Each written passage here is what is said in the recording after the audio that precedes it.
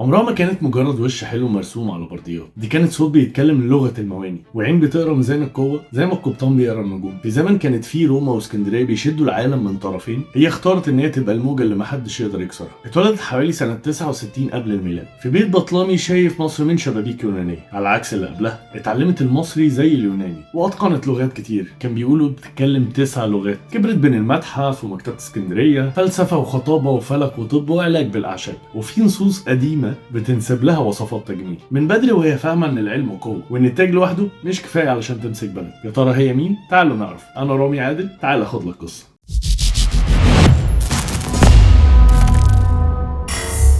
كليوباترا مسكت العرش وهي لسه صغيرة ومضطرة تشارك الحكم مع أخوها بطليموس. القصر كان شبه رقعة الشطرنج، وصايا، جنرالات، رشاوي، خيانات، وبسرعة الحرب الأهلية رمتها بره البلد. ملكة من غير بلاط، بس المنفى أو قلبها. مش بس هترجع مصر بالجنود، لا دي هترجعها بروما نفسها. سنة 48 قبل الميلاد وصل يوليوس قيصر الإسكندرية، وفي ليلة من الليالي دخلت كليوباترا عليه ملفوفة بسجادة. اتكشفت قدامه مش كضيفة داخلة من الباب، لكنها ظهرت من قلب الليل. سلاحها ما كانش جمالها بس، كان حضورها وصوتها وطريقة كلامها هما اللي بيثبتوا حاجات كتير. اتكلمت عن قمح النيل وعن جوع روما وعن المصير اللي ممكن يشتركوا فيه. قيصر سمع واختارها، ورجعت بعدها مش كلاجئة لكن كحاكمة مصر الوحيدة. كليوباترا كانت أستاذة فهم الرموز. في الاحتفالات مثلا كانت بتلبس لبس شكل الآلهة إيزيس، مش ملكة بس، لا دي إله ماشي على الأرض. وعلى العملات حطت وشها بوضوح، مناخير حادة، دقن قوية، وعين ملكة. كانت عايزة شعبها يشوف حاكمة قوية مش صورة جمال ناعم. ظبطت الضرايب وقوت التجارة على النيل، وبنت أسطول يناسب طموحها. وفي سنة 47 قبل الميلاد خلفت قيصرون، وبعدها رجعت روما وعاشت قريبة من قصر قيصر، وخلت المدينة كلها بتسأل مين الملكة دي اللي جايبة الشرق لحد باب روما. لكن الخناجر ردت قبل إجابات الأسئلة. اتقتل قيصر سنة 44 قبل الميلاد، واضطرت كليوباترا ترجع اسكندرية ومعاها ابنها قيصرون، ومشروعها الكبير اتكسر فجأة. ولما مارك أنطونيوس بقى سيد الشرق في روما، قبلت دعوته لطرطوس، حملت سفينة دهب قشرتها مبللة بالعطر، وخلت الخدم لابسين زي الآلهة. ايوه كان تمثيل طبعا، بس كانت سياسة. عرضت عليه ثروة مصر واساطيلها مقابل انه يضمن عرشها. اتجوزوا على الطريقة المصرية وخلفوا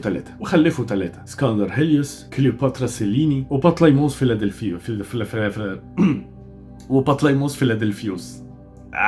وفي احتفالية تبرعات للإسكندرية أعلنها أنطونيوس كملكة الملوك. العرض ده كان سياسة صريحة، والأوكتافيوس كان إهانة لا تغتفر. سنة 31 قبل الميلاد بدأت معركة أوكتايوم. الرياح خانت سفن كليوباترا، أسطول أوكتافيوس قفل عليهم زي المصيدة، وعند الغروب الحلم داب ما بين النار والمية. مهزومة عرفت إن روما مش هتسامح ومش هتسمح إن يكون في ملكة تنافسها. رجعت اسكندرية وبنت ضريح مليان كنوز، نص معبد نص حصن، وبعتت لأوكتافيوس قالت له سيب لي التاج وروما تاخد السلام. لكن روما ما بتحبش حد يلبس التاج غيرها. مارك أنطونيوس قتل نفسه، وفي لحظاته الأخيرة اتشال لحد أوضتها ومات بين إيديها. وهي دي قصة الحب اللي احنا عايشين على أساطيرها. أما بالنسبة لموتها هي، في ناس بتقول إن هي خبت أفعى في سلة تين، وناس بتقول إن هي استخدمت سموم سريعة. الحقيقة مش مؤكدة، بس المعنى واضح، كليوباترا اختارت نهايتها. ولما أوكتافيوس دخل القصر لقى التاج بس الملكة مش موجودة. مصر بقت ولاية رومانية، واتقتل قيصرون، والسلالة البطلمية اتقفلت، ومحدش نجا غير كليوباترا سيليني بنتها. اتجوزت ملك موريتانيا واخدت آخر شرارة من البيت البطلمي. قوة كليوباترا كانت في كلامها، بيقولوا صوتها كان بيسكت القاع ويحاول العدو لصاحب قبل ما يفوق من الغفلة. وكل حرب دخلتها كانت بتحسبها اقتصاديا الأول، قمح، مواني، فضة. كانت عارفة إن الجيوش ما بتمشيش غير بالأكل. بنت لنفسها أسطورة بإرادتها. حياتها كانت مسرح مرسوم مشهد ورا مشهد عشان يفضل عايش لحد النهاردة. ماتت سنة 30 قبل الميلاد، لكن اسمها بقى باب، وكل مرة الباب ده بيتفتح تطلع حكاية جديدة عن ست كانت بتقرا النجوم كخطة، حكمت بالعطر والذكاء زي ما بتحكم بالاساطيل والسيوف. كانت واقفة على شط بين عالمين بتحاول تشد الموجة ناحية مصر. القصة ما كانتش قصة بس حبيبين محكوم عليهم بالفشل، دي كانت قصة بلد بتحاول تحارب عشان ما تغرقش. ولو البحر ما حفظش كل سفن، ولكن حفظ اسم واحد بس، كليوباترا.